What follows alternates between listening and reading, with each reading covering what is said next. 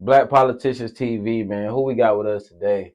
Yo, what's going on, man? It's Jonathan Robinson, man, minister at New Horizon Church of God in Christ, man. And I'm here with Black Politicians TV, man, my little brother. What's How you happening? doing today, man? What you eat today, man?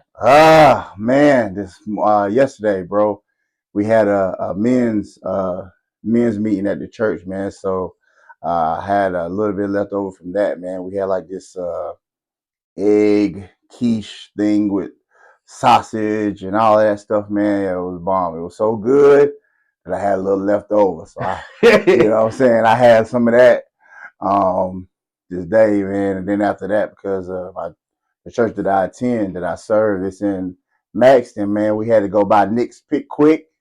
And I got an old It three piece.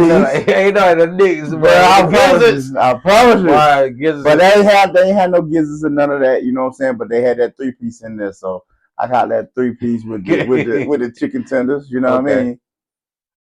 If you had like a limited like a range of money, what type of like food restaurant would you open? Like soul Mmm. food? Would it be a fruit bar, coffee bar? Like what type of restaurant would you open? Honestly, man, I feel like when anytime you get into business, you get into business to make money, man. A lot of people are on this like health kick, so it would be like fruits and like a shake stand, like that would be my lane, man, because you promote healthy eating, and the more that people find out that the food that they thought was food ain't really food, they leaning towards more natural things, man. So I would look to that, and that would be my avenue, especially when I would look at the market and see that there's not anybody else that's really going down that path. And I got an unlimited resource of money, so I can put whatever I need to put in, buy whatever building I need to buy out, and buy out whoever I needed to buy out. That way I can monopolize the business. So, are you saying that you're ready to transform? I mean, my fault. You ready to transform from regular chicken to carrot chicken? You gonna be eating the vegan chicken, Nah, see, I'm not one of those, bro. I feel vegan like, hot dogs? How you feel yeah, about all that? The I cauliflower chicken, I like honestly, hey man, whatever floats your boat, that's what floats your boat. But I feel like that if you're trying to get away from that stuff, you don't need any reminders about any of that stuff. You know what I'm saying? If I'm trying to stop smoking weed, I ain't get ready to start smoking K2. mm-hmm. You know what I'm saying? So I would get away from all of that stuff, man, and it would just be natural fruit. Orange is an orange. And carrots are carrots. You know what I'm saying? I have had the carrot hot dog though. That's actually straight, bro. Oh well, That's God actually bless you. straight. All He right. said, "God bless you," because it's not a proven fact that vegans live longer yet. Well, I don't know the research behind any of that. I do feel like that's an interesting story to believe that you live longer if you eat more natural stuff versus all of these things that they're putting in food today with the hormones and the preservatives and things of that nature. So I understand what they're saying. I don't know yet. I ain't got there, but I try to be as healthy as I can be. Facts, man. So we just talk a little bit about like you growing up. Like, where you from? Originally, I'm from a small town, man, in South Carolina called Fort. Shout out to all my South Carolina people, man, 843. Originally from there, man. But a lot of my growing up and maturing, man, I did right here in Lumberton, man, on the north side, Davis Heights, Boogie Hill for those that know. So like growing up, man, what's some of the challenges you had to face? Like when you was like an adolescent male, like 13, 14, 15. Um, growing up, man, just social norms, man. Finding out where I fit in at, um, finding out what's for me, finding out what I could do, what I couldn't do. Because one of the things that they tell you in middle school is that um, you can do whatever it is that you want to do. But the older that you get, the more you figure out that there are rules and regulations, there are things in place to the point where you can't do whatever it is that you want to do. And so you have to find your niche in life. You have to find out where it is that you best gonna profit, man, or benefit. So just figuring that out, man, and figuring out, what it was in my life that God wanted me to do, man. And that was probably the hardest thing, navigating through social norms and things of that nature. So you always grew up in the church? Like you always was in the church? Oh yeah, yeah. Like I got a church family, man, and on my mama's side and my daddy's side.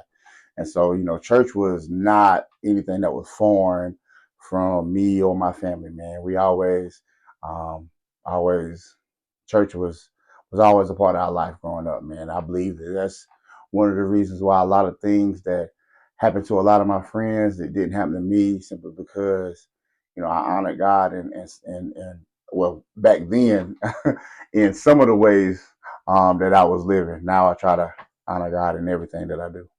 Definitely, bro. So what's one of the things that you feel like God saved you from, if you don't mind talking about it? Nah, man. Just the succumbing to my environment, man. I feel like God preserved me or He hid me um for a purpose. And things happened around me. I saw things. I even engaged into some things, man. Um Even but the way you said it, you said I I engaged. engaged. Just to let you know. Yeah. But I got into some stuff, man, and but um, it didn't stop me, and I feel like all of that was gonna be a part of my story, a part of my testimony, man, to let somebody that's coming behind me know that you can be around that stuff, man, but you can come up out of that stuff, man, and you don't necessarily have to be a part of it. You know what I mean? You can be there, but not be there. You know what I mean? So do you think people was like picking you out the crowd because you was like the big guy? Yeah, yeah, that happened a lot, man. Because when you're always one of the bigger guys out the crowd, man, it's hard to hide, man. And my physical features are specific. You know what I'm saying? So especially in the time that we came up, you know what I'm saying? Because it was a time where you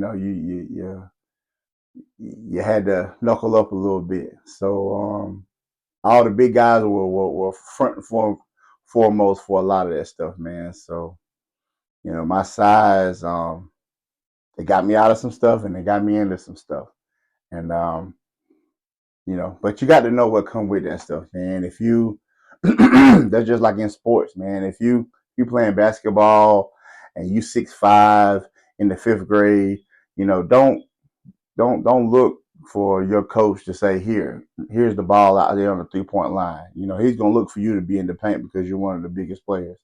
If you one of the bigger guys, and you're playing football, don't look to run the ball unless you're extremely fast and big. You know what I'm saying? So you got to know what come with that thing, man. And I had some people around me that were able to show me, man, that with your size, this is what is expected. This is what comes with having that big old size that you got. So what sports did you play in high school? Basketball and football, man. Basketball and football, man. I had I wanted to swing that bat a little bit, man, but I couldn't quite get there. So just basketball and football. And you played center in basketball? Center and power forward, yeah. So what coach was y'all under at that time? At that time, well, I didn't go to Lumberton senior high, man. I was in Lakeview.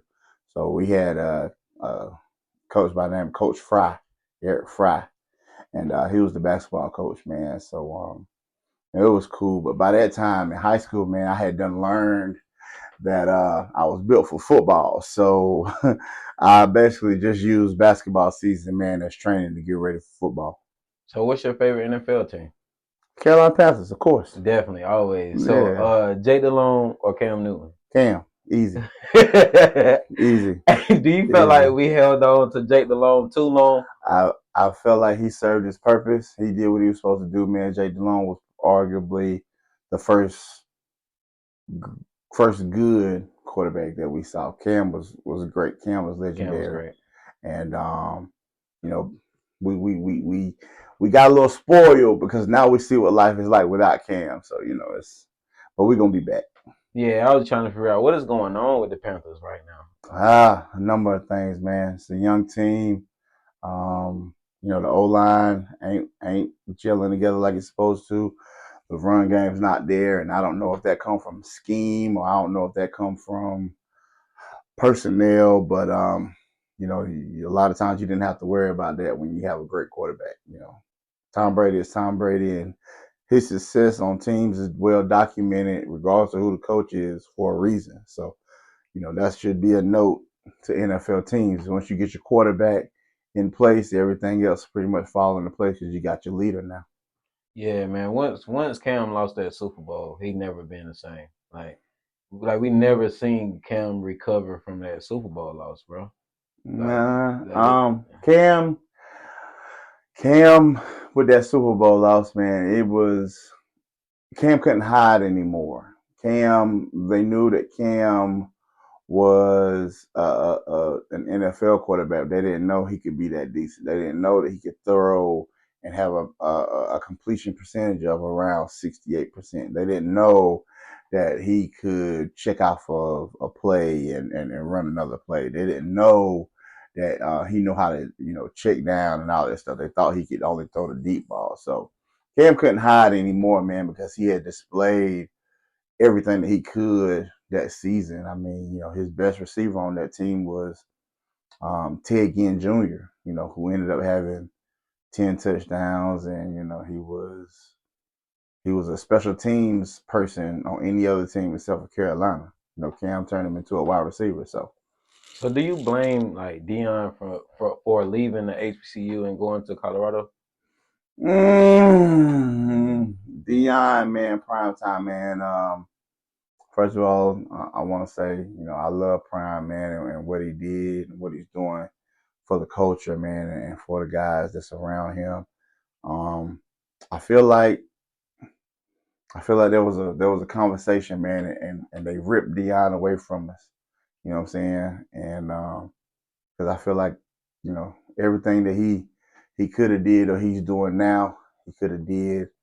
Um, just my opinion. I feel like he just could have did that at Jackson State or A&T or any other black school, man. You know what I'm saying? And I feel like without that stepping stone, Colorado wouldn't have gave him a chance. And you know, the players that would have gone to Jackson State now because of Prime's influence, now they're going to Colorado, and I feel like that does historically black colleges a great disservice because they already have to fight to even catch the attention of star athletes. Yeah, And if you have somebody like Prime over there, they can help wheel those players in like Prime did with Travis Hunter. And once you take a piece like that away from the community, not that he's not still down with the culture or anything, because the culture still love Prime. I believe, and it's just my opinion, that I believe that it would have had a greater effect on the culture and the world had he did it at Jackson State where he was at. definitely.